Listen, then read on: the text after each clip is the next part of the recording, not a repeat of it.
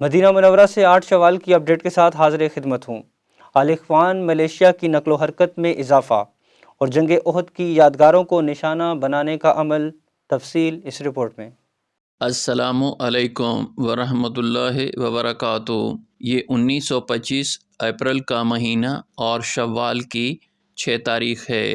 شہر مقدس مدینہ منورہ میں سراسیمگی اور خوف کے بادل چھائے ہوئے ہیں۔ تشدد پسند الاخوان کے گروپوں نے جبل احد پر دھاوا بول دیا ہے۔ حضور صلی اللہ علیہ وآلہ وسلم کے چچا سید الشہداء حضرت حمزہ کا مزار شہید کر دیا گیا ہے۔ حالات کی تفصیل کچھ اس طرح ہے کہ شاہی حکم پر متنازع فتویٰ کے اجراء کے بعد مقدس اسلامی تاریخی آثار پر تعمیر پرشکوہ عمارات، قبہ جات، مزارات کو مسمار کرنے کا باقاعدہ آغاز کر دیا گیا ہے۔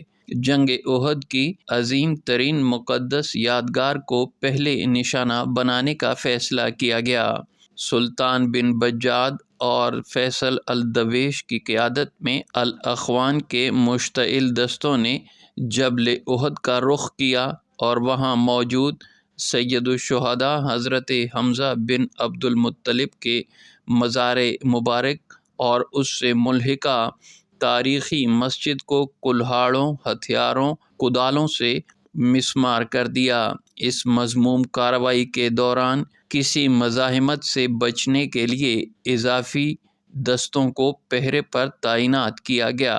مقامی عمائدین اور مبصرین نے جنگ احد کے آثار کو مسمار کرنا جنت البقیع مسمار کرنے کی ریہرسل قرار دیا ہے اور عوامی رد عمل کو جانچنے اور جاننے کا ذریعہ بھی بنایا گیا ہے۔ جنت البقیع کی خدا خیر کرے۔ والعصر دیکھتے رہیے، اگلی خبر کا انتظار کیجیے۔